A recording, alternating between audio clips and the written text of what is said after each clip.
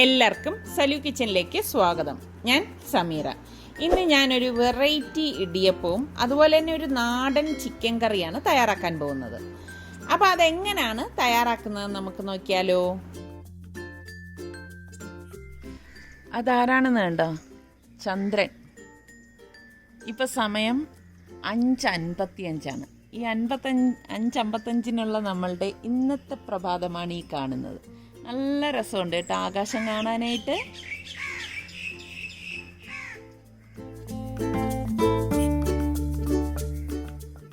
ആദ്യം തന്നെ നമുക്ക് കുറച്ച് പൊടികൾ വറുക്കാൻ വേണ്ടിയിട്ട് ഞാനിവിടെ ഒരു ഇരുമ്പ് ചട്ടി അടുപ്പത്തേക്ക് വെച്ചിട്ടുണ്ട്. ഇതിലേക്ക് ഞാൻ 2.5 ടേബിൾ സ്പൂൺ കാശ്മീരി ചില്ലി പൗഡറും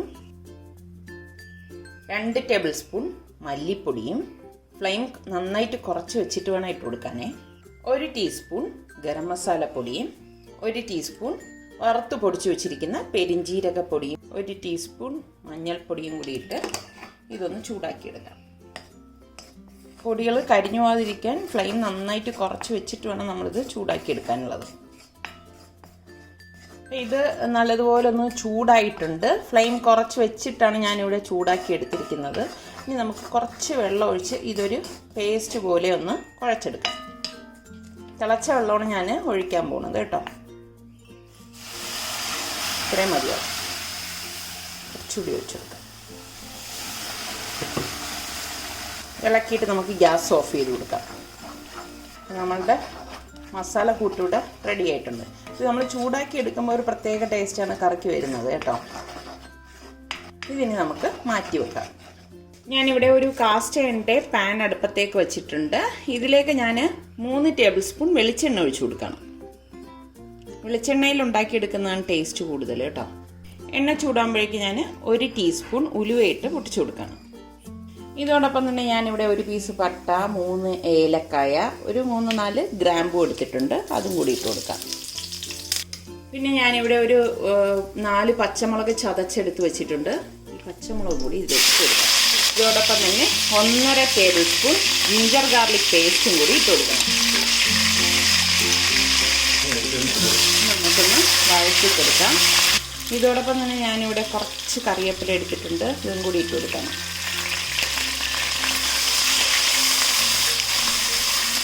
ഇതുപോലെ ഇളക്കി കൊടുത്ത ശേഷം ഞാനിവിടെ 3 സവാള സ്ലൈസ് ചെയ്തെടുത്ത് വെച്ചിട്ടുണ്ട്. ഈ സവാളയും കൂടി ഇട്ട് വഴറ്റി കൊടുക്കണം. ഉള്ളി നല്ലതുപോലെ ഒന്ന് വഴണ്ടി വരണം. ഉള്ളിയും ഇഞ്ചിയും വെളുത്തുള്ളിയും പച്ചമുളകും ഒക്കെ ഇവിടെ നല്ലതുപോലെ വഴണ്ടി വന്നിട്ടുണ്ട്. അപ്പം നമുക്കിനി ഇതിലേക്ക് നമ്മൾ ഈ തയ്യാറാക്കി വെച്ചിരിക്കുന്ന മസാല കൂട്ടി ഇട്ട് കൊടുക്കാം. ഇതോടൊപ്പം തന്നെ നമുക്ക് പാകത്തിനുള്ള ഉപ്പിട്ട് കൊടുക്കാം. ഇനി ഈ സവാളയും വഴണ്ട സവാളയും ഈ മസാലയും ഒക്കെ കൂടി യോജിക്കത്ത രീതിയിലൊന്ന് ഇളക്കി കൊടുക്കണം. കാസ്റ്റ് അയൺ പാൻ ആയതുകൊണ്ട് തന്നെ ശരിക്കും നമ്മൾ അതിൽ ഉണ്ടാക്കിയെടുക്കുമ്പോൾ ഒരു പ്രത്യേക ടേസ്റ്റാണ് കേട്ടോ. ഞാനിത് വഴറ്റിയെടുത്തിട്ടുണ്ട്. ഇനി ഇതിലേക്ക് ഞാനിവിടെ 2 ടൊമാറ്റോ ചോപ്പ് ചെയ്തെടുത്തിട്ടുണ്ട്. ചെറിയ 2 ടൊമാറ്റോയാണ് എടുത്തിരിക്കുന്നത്. വലുതാണെങ്കിൽ 1 മതിയാവും. അതും കൂടി ചേർത്ത് ഇളക്കി കൊടുക്കാം. തക്കാളി ചേർത്ത ശേഷം ഒരുപാട് നേരം ഇത് നമ്മൾ വഴറ്റണ്ട കേട്ടോ. ഞാനിവിടെ 1.5 കിലോ ചിക്കൻ നന്നായിട്ട് കഴുകി ഡ്രെയിൻ ചെയ്തെടുത്ത് വെച്ചിട്ടുണ്ട്. ഇതുപോലെ ഒരു സൈസായിട്ടാണ് ഞാനിവിടെ കട്ട് ചെയ്തെടുത്തിരിക്കുന്നത്. ഈ ചിക്കൻ പീസസ് ഇതിലേക്ക് ഇട്ടിട്ട് ഇളക്കി കൊടുക്കാം. അടി ചേർത്ത് ഇളക്കിയെടുക്കണേ.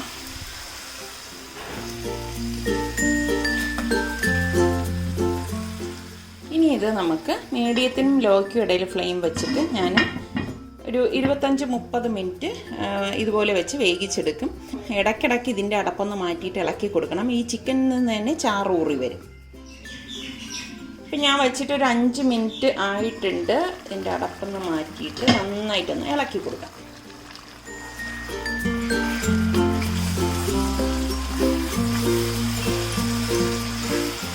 ഇനിയാണ് ഞാൻ ഇതിലേക്ക് വെള്ളം ചേർക്കുന്നത്. തിളച്ച വെള്ളമാണ് ഒഴിച്ചു കൊടുക്കുന്നത്. ഏകദേശം 1.5 കപ്പ് തിളച്ച വെള്ളം ഞാൻ ഇതിലേക്ക് ഒഴിച്ചു കൊടുക്കും. തിളച്ച വെള്ളം തന്നെ ഒഴിച്ചു കൊടുക്കണം കേട്ടോ. അത് പ്രത്യേകം ശ്രദ്ധിക്കണം.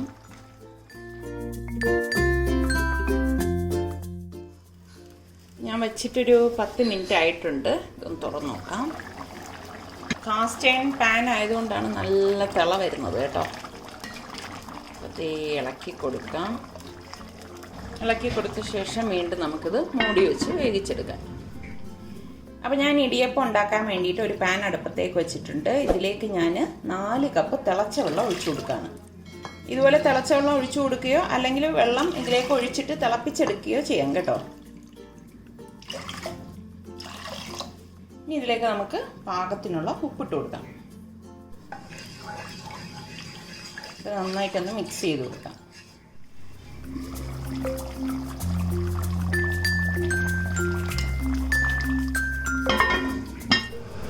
വെള്ളം ഇതുപോലെ വെട്ടി തിളയ്ക്കുമ്പോഴേക്ക് ഞാനിവിടെ അതേ കപ്പിൽ തന്നെ 2.5 കപ്പ് റവ എടുക്കുകയാണ്. ഈ റവ ഇതിലേക്ക് ഇട്ടിട്ട് ഇളക്കിയെടുക്കാം. ഇതിപ്പം ഞാനിവിടെ എൻ്റെ കയ്യിൽ വറുത്ത റവ ആയതുകൊണ്ട് വറുത്തതാണ് എടുത്തിരിക്കുന്നത്. വറുത്തതോ വറുക്കാത്തതോ ഏത് വേണമെങ്കിലും നിങ്ങൾക്ക് എടുക്കാം.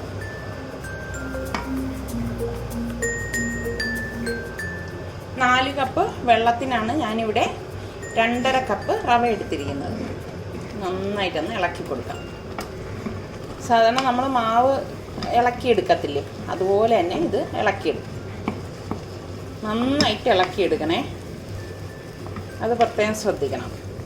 വെളിയിൽ വെച്ചിട്ട് നമ്മളിത് അയക്കേണ്ട ആവശ്യമില്ല കേട്ടോ. ഇവിടെ വെച്ച് തന്നെ നല്ലതുപോലെ ഇതുപോലെ ഇളക്കിയെടുത്താൽ മതി. അപ്പോൾ ഇത്രയും മതിയാകും. ഇതിവിടെ കറക്റ്റിന് ഇളകി വന്നിട്ടുണ്ട്. ഇത് കണ്ടോ. നമുക്കിനി ഇത് ഇടിയപ്പത്തിൻ്റെ അച്ചിലേക്ക് വെച്ചിട്ട് നമുക്ക് ചുറ്റിച്ചെടുക്കാം. ഇടിയപ്പം ഉണ്ടാക്കാൻ വേണ്ടി ഞാനിവിടെ ഇടിയപ്പത്തട്ട് എടുത്തിട്ട് അടിത്തട്ടിലേക്ക് വെള്ളം വെച്ചിട്ടുണ്ട്. ഇനി നമുക്ക് ഇതിൻ്റെ മുകളിലേക്ക് മേൽത്തട്ട് വെച്ച് കൊടുക്കാം. ഞാനൊരു വാഴയില എടുത്തിട്ടുണ്ട്. ഈ വാഴയിലേക്കാണ് ഞാൻ ചുറ്റിച്ചെടുക്കുന്നത്. ഞാൻ ഇടിയപ്പത്തിൻ്റെ അച്ചിനുള്ളിലേക്ക് നമ്മൾ ഇളക്കി എടുത്ത് വെച്ചിരിക്കുന്ന റവ ഇട്ട് കൊടുക്കാൻ പോകണം.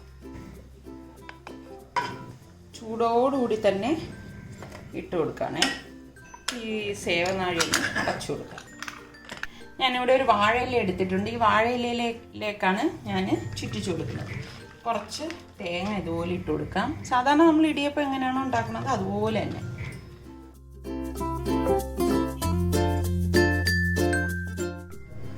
ഞാനിത് ഇവിടെ ചുറ്റിച്ചെടുത്തിട്ടുണ്ട്. ഇത് നമുക്ക് ഇടിയപ്പത്തട്ടിലേക്ക് വെച്ചിട്ട് ആവിയേറ്റിയെടുക്കാം.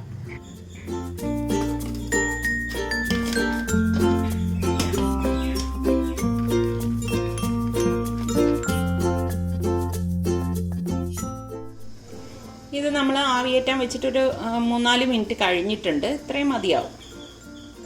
അടപ്പ് മാറ്റി നമ്മളുടെ ഇടിയപ്പം ഇവിടെ റെഡി ആയിട്ടുണ്ട്. നല്ല സോഫ്റ്റ് ഇടിയപ്പമാണ് കേട്ടോ.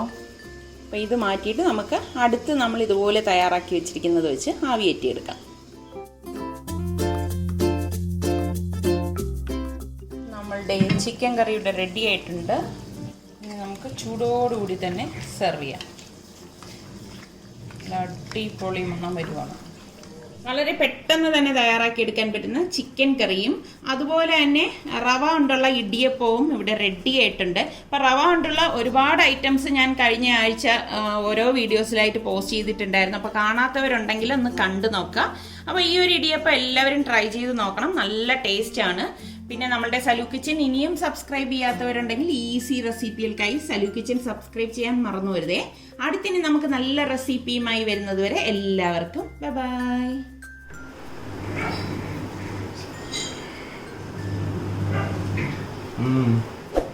കൊള്ളാല്ലേ, അടിപൊളി, നല്ല കോമ്പിനേഷൻ.